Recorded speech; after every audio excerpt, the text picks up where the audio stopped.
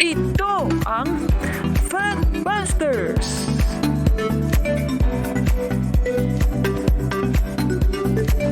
Sa puntong ito ng ating programa, kung hindi ka pa nakasubscribe, pakiclick po ng subscribe button at ang notification bell para updated po tayo sa ating mga susunod na videos.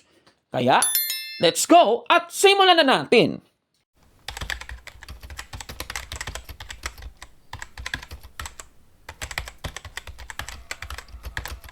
Ang apologetics basically is yung titingnan mo yung weight ng katotohanan ng pinaniniwalaan mo, regardless kung umatake sila o hindi. Kaya kung ako, sasabihin nila, hoy, ganun, bakit kayo mga Katoliko, sumasamba yan, sa mga Diyos-Diyosan? Diyos-Diyosan daw, diba? Ngayon, alam mo sa sarili mo, sumasamba ka ba? Hindi. Alam mo bang Diyos-Diyosan yan? Sabi ko, may mga santo rito. Diyos-Diyosan ba yun? Alam mong hindi. Anong problema? Diba? Okay, ano isasagot ko dyan? Tuturo ko kayo para madaling sagutin yan. Bakit kayo sumasamba sa mga Diyos-Diyosan? Ganyan, hindi naman Diyos-Diyosan yun, mga santo yun eh. Bakit kayo sumasamba sa mga santo? Ganyan. Meron kami. May mga santo kami. Kayo, meron ba kayo? Wala. Wala naman pala. Anong problema nyo? Di ba? Ba't kayo mga Katoliko nagro-rosaryo? May rosaryo kami. Meron kayo? Wala. Wala naman pala. Anong problema nyo? Ba't nangumpisal kayo sa mga pare? Yan. May pare kami. Wala kayo eh. Pastor lang kayo. Ministro lang kayo eh. Sorry na lang. May pare kami. Kaya mangumpisal kami. Saka yung mga pare namin magagandang lalaki. Mga ganyan, di ba? Yan eh, kasama sa argumento yan eh. Kaya sinasabi natin, yun lang ang sagot ko, meron kami. Wala kayo eh. Ngayon, kung gusto yung magkaroon, dito kayo. Di ba? Ganun kasimple. Bakit ka makikipagdebate ng gusto? Iba yung level nila sa level natin. Makikipag-argumento ka tungkol sa simbahan, etc., etc. Iba yung pananaw nila ng simbahan. Iba yung pananaw ng kaligtasan. Sa kanila, hindi kinakailangan ng gawa. Kinakailangan ay pananampalataya lang, ayos na. Sa Katoliko, hindi ganon. Kaya kahit anong paliwanag mo, yung mga sarado isip, which is, sasabihin ko, mga ideolog. Hindi sila talaga mga religious people, mga go-govern sila ng ideology ng relihiyon. Kaya nga, ang hirap kumbinsihin. Huwag nyo nang sikaping kumbinsihin pa yung mga yan. Actually, yung apologetics hindi para sa kanila eh. Ang apologetics para sa atin.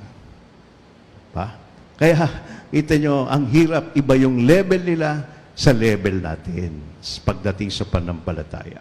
Pero merong mga talagang sekta na naimbento, nalikha, na found simply for one purpose, to destroy the Catholic Church. Pagka gano'n ang sekta mo, mahirap makipagtalo dyan. Diba? Mahirap makipagtalo dyan. Kaya sabi ko, tama ang sinasabi ng Panginoon, huwag tayo magsayang ng panahon, sabagat mas marami pa tayong dapat gawin. Diba? Ang apologetics, meron tayong programa rito, no? Diba? Apologetics. Ang purpose nila hindi para bakbakan itong mga sekta na ito. Otherwise, bumababa tayo sa level nila. Hindi. Ang purpose ng programang ito para linawin sa atin kung ano talaga ang laman ng ating pananampalataya. Paano malalaman ang isang pananampalataya, isang sekta ay peke? Simple lang. Tulad ng kaibigan ko, sabi ko sa kanya, yung sa bangko, sabi ko sa kanya, kayo ba mga taga-bangko merong seminar, ganyan, meron ba kayong pag-aaral para malaman kung ano yung peke na dollar?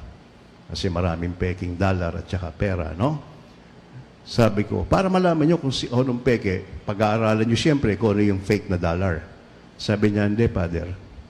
Never naming pinag-aralan ang itsura ng fake dollar. Sabi ko, paano nyo nalamang fake? Ang pinag-aaralan namin, Father, na masusing-masusi yung totoong dollar. Dahil pag pinag-aralan namin yung totoong dollar, Father, isang tingin lang namin sa fake, alam na namin fake. Di ba? So, ba't pag-aaralan mo yung fake? Pag-aralan mo yung totoo. Dahil pag totoo yung pananampalataya mo, yung pinag-aralan mo ng gusto yung pananampalataya mo, lahat ng mga sektang fake na yan, hindi na makakatawid sa iyan. Oh. Kaya, sabihin lang, Father, ikaw ba, alam ba ako ng really, may alam ako tungkol sa Budismo, may alam ako tungkol sa ganyan, alam ko mga pagkakaiba, pero ba't ko pag-aaralang mabuti? Diba? Pag-aaralan ko mabuti, yung pananampalataya ko, para pag pumasok ang mga kanilang mga paniniwala, alam ko na mali. Kasi alam ko yung totoo. So yun ho ang ating pagbigyan ng pansin, yung pag-aaral ng totoo nating pananampalataya. Marami pa tayong dapat pag-aralan. At makikita niyo yung pagkakaiba. Diba? Minsan nga, mayroong isang 3 ministro, nagkukwentuhan sila, oy mga pari ko, mga bro, paano ba niyo isang protestante, isang tawag dito, isang protestante, tsaka meron pa isa, dalawa silang protestante, isang katolikong pare. Sabi niya, paano niyo hinahati ang koleksyon ninyo? Paano hinahati ang koleksyon? Sabi ng isang protestante, ako, ganito ginagawa ko. Guguhit ako sa lupa ng bilog.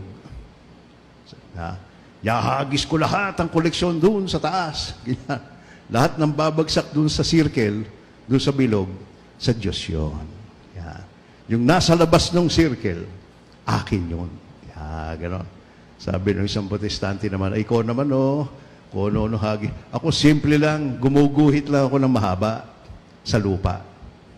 Tapos, yahagis ko lahat ng koleksyon.